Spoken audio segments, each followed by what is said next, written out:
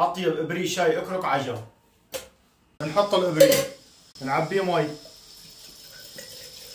بنغطيه وخليه تغلي المي. هلا بننزل وبنحط السكر، 5 معالق سكر للتر مي، والسكر حسب الرغبة. بنرجعه ليدوب السكر، بننزله وبنحط له معلقتين شاي خشنين. نرجعه على الغاز يغلي غلوة، وهلا غلى غلوة بنطفي الغاز عليه. بننزله وبنكمره بقماشة تكون نظيفة. بعد 3 دقايق بصير جاهز للشرب. ابريق الشاي تبعنا جاهز.